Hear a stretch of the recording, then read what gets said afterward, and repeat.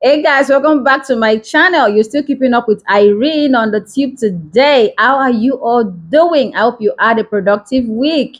And I hope we're going to be having a blissful week ahead this week.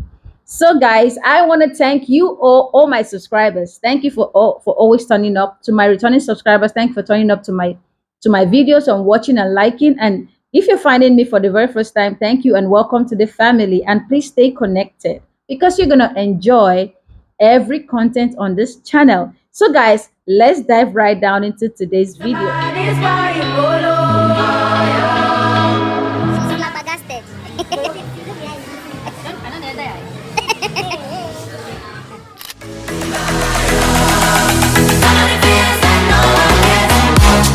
Flags in relationship and dating you shouldn't ignore. And we all know that when we have all made it official with our new partner, we always ignore some, something, some attitude and some character and some things. We call it.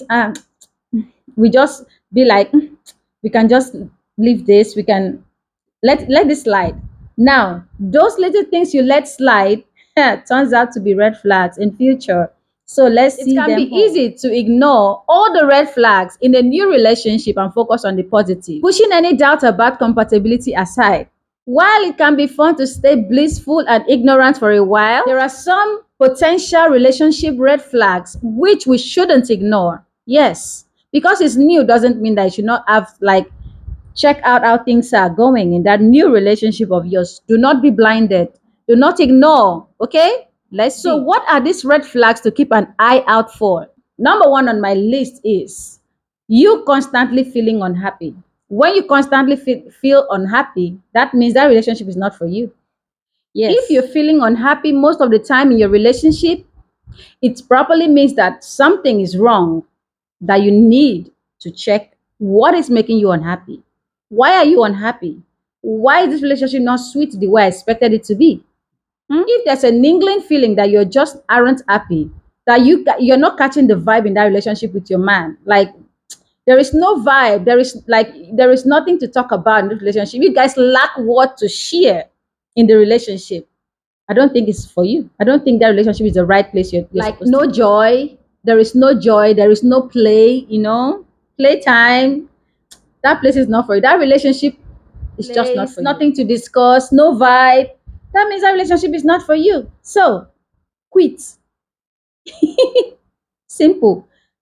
Just save yourself some time and let's go down to number two. Down to our number two. When your partner always wants their own way, they always want everything to go their own way. That is selfishness.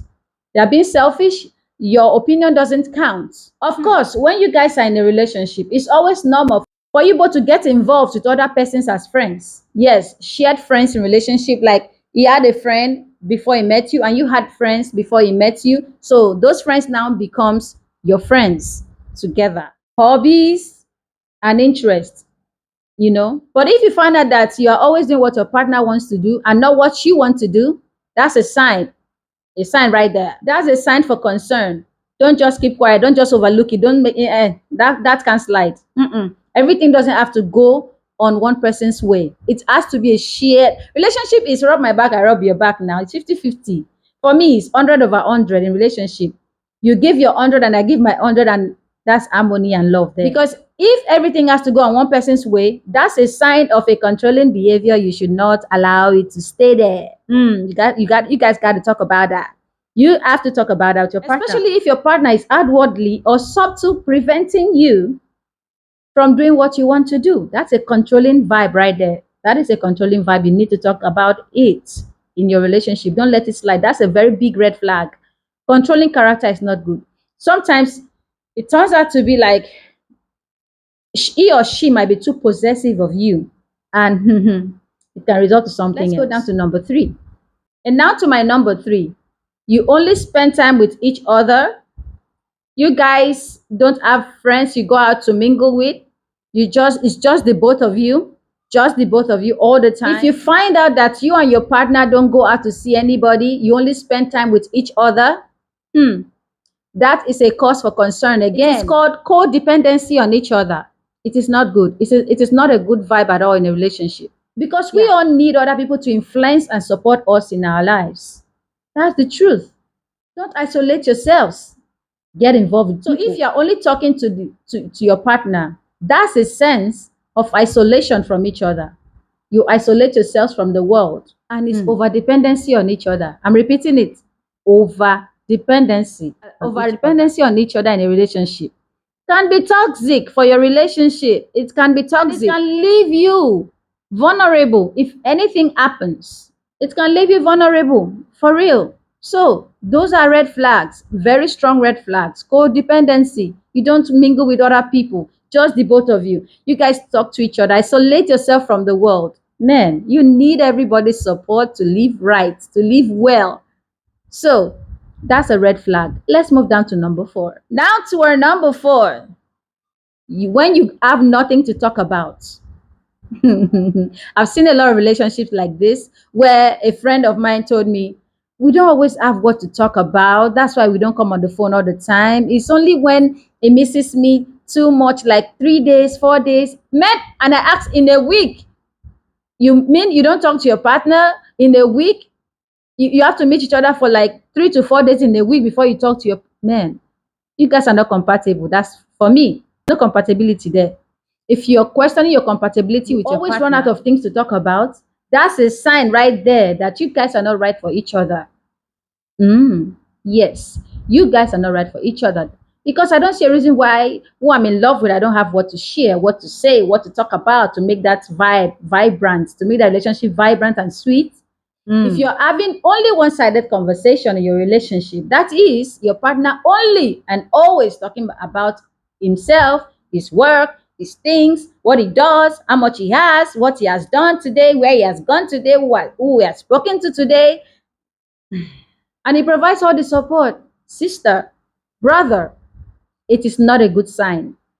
That shows that your partner is incredibly self-centered, or they might be overly dependent on you for support.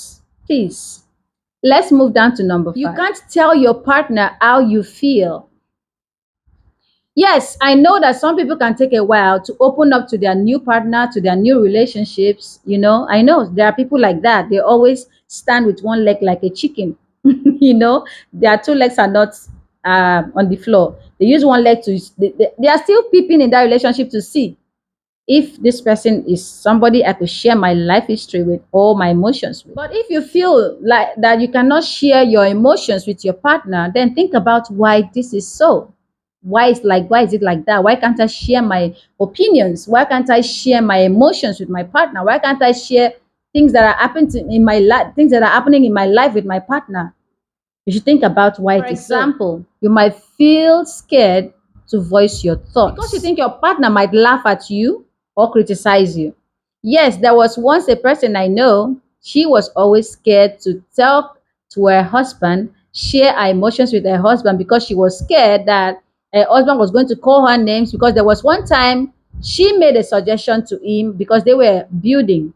So she made a suggestion to him about how they should do it. The husband didn't buy her idea, and then he bullshit. He said a lot of things, a, a lot of demeaning things to her. So since that day, she stopped sharing her emotions with her husband. So that is a red flag. If you're not able to share your feelings in your relationship, in the early days of a relationship, just know that when it becomes something more serious, you still won't be able to share your opinion. And the day you raise your voice to share your opinion, it is going to be a disaster. It's going to be a problem. If you cannot share your opinions, your emotions, your feelings with your partner in your relationship, that is a red flag. It's a red flag. There are no two ways about it. Relationship is supposed to be a shared something. You bring your own, I bring my own, and we collaborate together, and it makes it sweet. So let's move down to my number 6. Down to my number 6, when you don't trust each other. Guys, no matter which side it comes from, a lack of trust in relationship is never a good thing. It makes the relationship suffer. The relationship suffers a lot. It suffers a lot because there is no trust. You don't know where your partner is.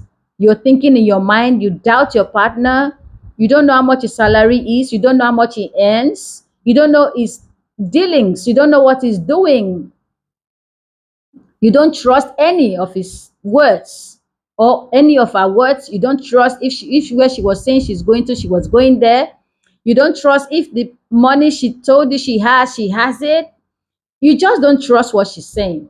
Now, I don't care what side is coming from, but it is unhealthy for that relationship. When you don't trust your partner, it can leave you constantly stressed, worried, and upset. But on the flip side, if your partner doesn't trust you, you will feel like you're constantly watched, constantly checked. Where is she keeping a leg?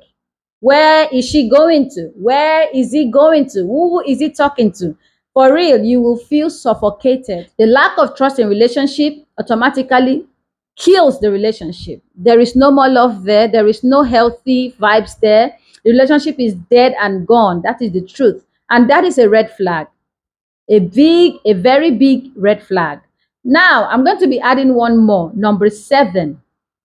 When your partner has more female or more male friends in your relationship, still keeping friends with her ex or with his ex, that is a red flag. Do not accept that relationship. Do not accept that character. It is not good. Since you're in love with him, you guys can calm down smoothly and in loving way talk about all these red flags that I've listed out. If you find it in your relationship, if you notice it in your relationship, call your partner. You guys should talk about it. If this relationship is still for us, are we healthy in this relationship? Are our behaviors not toxic in this relationship? Is this a healthy relationship?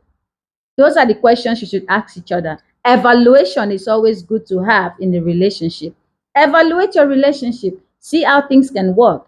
And in lovingly and by the grace of God, everything would work fine and to the glory of God.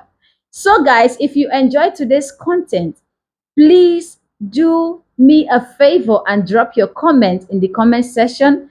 Click on the like button, share me out for others to learn one or two from this video. And if you're finding my face for the very first time, where have you been, baby girls? Guys, where have you been? Please subscribe to this channel and stay locked on the tube every time I post a new video. Okay, guys, I wish you guys a very lovely day ahead, very lovely week, days ahead. Until I come your way next time with my next video, peace out.